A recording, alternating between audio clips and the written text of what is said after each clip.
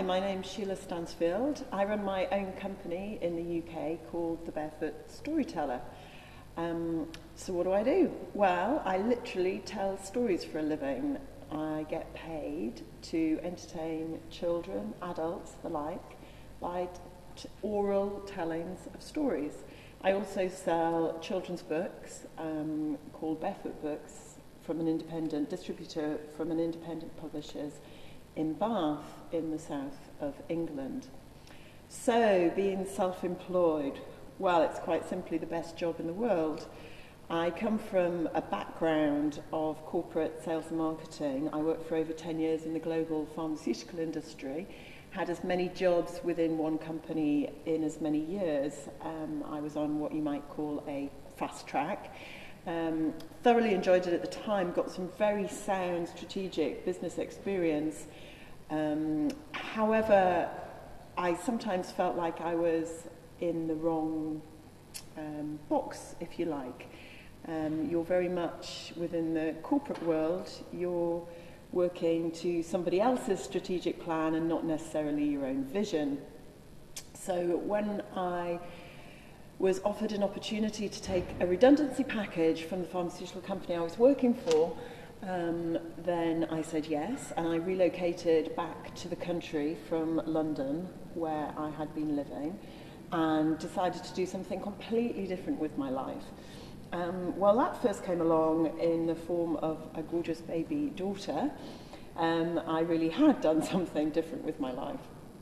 When my daughter was a few months old, I realised that I still had a need to be in the working environment, but I knew that I didn't want to go back into the same fast-paced corporate world. It wasn't for me anymore. So I looked at various different opportunities, and I came across these wonderful books for children called Barefoot Books, and decided to become a distributor. And it wasn't long after I'd been selling these books and getting such positive feedback about them that I actually started telling some of the stories from the books to children, just telling them stories orally. And I did this just down with a local group of children, and somebody said to me, "You should do this professionally." And that was actually the start. Well, I thought to myself, could I actually make money out of this? Is there a viable business? So I did a bit of market research, had a look round at the need for storytellers, and I realised there was actually a real niche there, that there was work to be had in libraries, schools, things like children's birthday parties, and that in the environment, in the locality where I live, there was this real niche market that remained untapped. So I did see a very clear business opportunity. And I'd say to anyone, before you start self-employment, start to form your own business, there must be an opportunity for whatever product or service that you're offering. Well, having seen the business opportunity, I then put my head down and started to write a business plan. I was lucky in that I didn't need much capital outlay to become a storyteller. I did have some capital behind me and had the advantage of being self-financed and didn't have to apply to a bank for a loan. However, I still wanted to have a business plan. Coming from the corporate background, I have strong training in strategic planning and in short-term tactical planning for marketing. And I think, again, advice I'd give for anyone who wants to run their own business, you have to have a vision, you have to know you have to have a clear vision of where you're going, but you also have to have the concrete plans underneath that of how you're actually going to reach that goal. So, I put together initially a 5-year strategic plan. I'm now in year 3. I had some very clear financial goals. I wanted to hit my break-even point by year 3 and have a viable part-time income by year 5. After all, I am still a mum and I'm not working full-time. In the UK, there are various ways of setting up in business. I simply registered myself with the Inland Revenue as self-employed. I'm what you would call a sole trader. There are alternatives where you can set up in partnership with somebody, or you can become a limited company. At present, however, sole trader status works for me.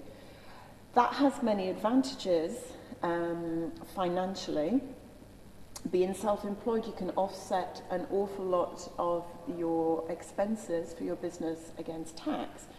We have in the UK what's called self-assessment tax returns, which you have to fill out once a year.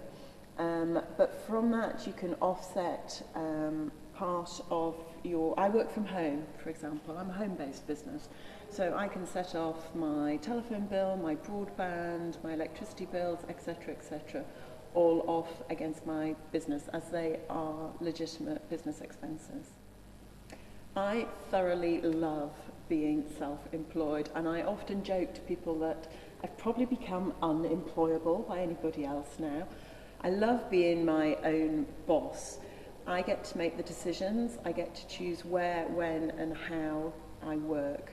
For me, as a mother, also the flexibility. I think in this day and age of remote working, using the internet, mobile phones, etc., I can work at any time of day or night. I can be sitting at home, working in my pajamas, doing my emails and running my online book sales business, and you'll never know.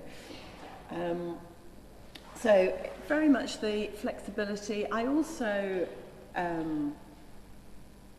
I enjoy having new ideas, and I like the fast-paced environment of working for yourself. So if you have an idea, you do a bit of research, check it out, then you can make that idea happen. You can actually turn dreams into reality. Whereas in a corporate world, things tend to move a bit slower.